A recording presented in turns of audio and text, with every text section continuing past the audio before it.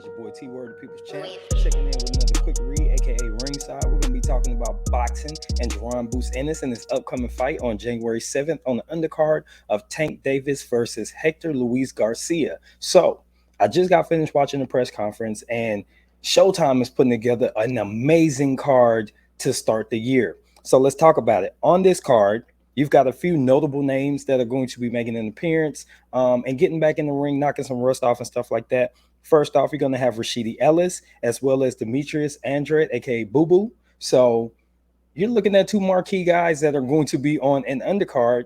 And then you get the co-main, which is going to be Boots Ennis. And then you're going to see the final event of the night, which is going to be Gervonta Tank Davis. So the main purpose of this video, we want to talk about the impact that this match is going to have for Jaron Ennis on his future going forward. As you know, he is one of the top 3 to 5 welterweights in the world right now, next to Errol Spence, Terrence Crawford, Virgil Ortiz, and Keith Thurman. You got to put Jaron Ennis in there because he is one of the best guys on the planet at 147 pounds. Now, he's going to be facing, and I'm going to butcher his name a little bit, but I'll do my best to say it properly. It's Karen Chukhadzhian, which is going to be a interim title eliminator, or it's going to allow the winner to be the interim champion at 147 for the IBF. Now, let's go ahead and talk about what that means in the welterweight divisions in terms of the belts overall and the way that these next few matchups might play out over the top of 2023.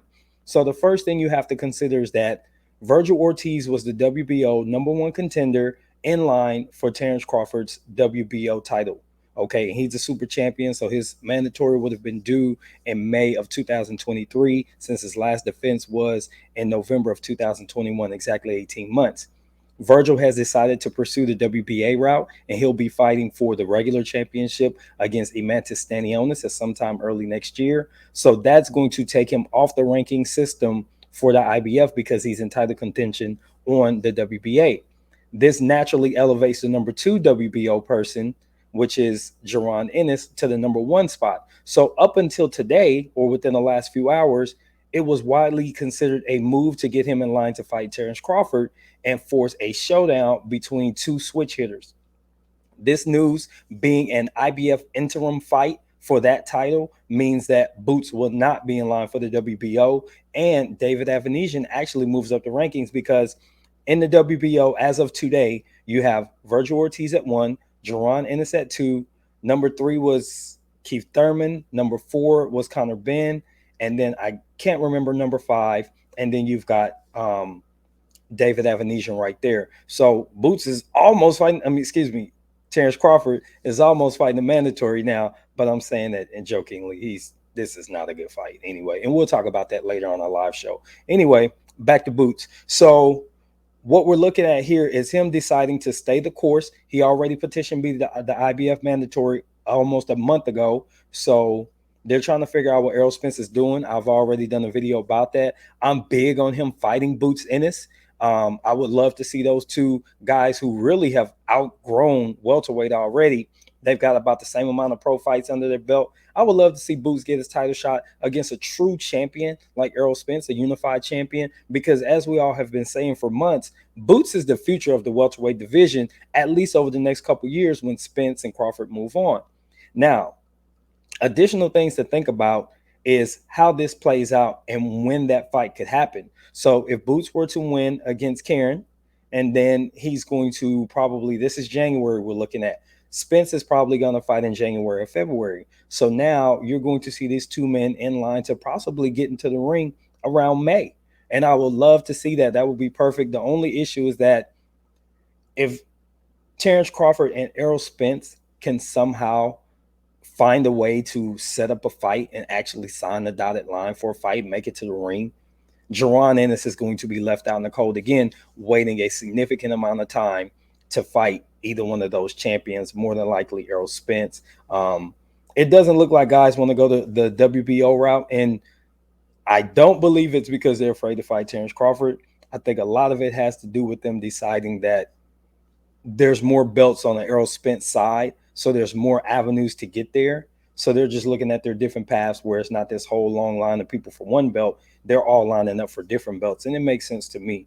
Eventually, Terrence Crawford is either going to have to fight one of these young guns or he's going to vacate and go up and try to book a fight with Jamel Charlo. And I just don't think that's a good look for him. But in regards to Jaron Boots Ennis, I really believe that this is a great opportunity for him to fight a worthy opponent, a good challenger.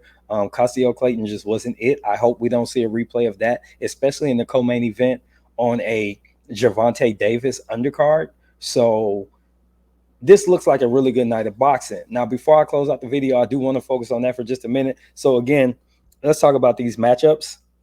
So we got Rashidi Alice against Royman Villa, and then Demetrius Bubu Andrade against Damon Nicholson.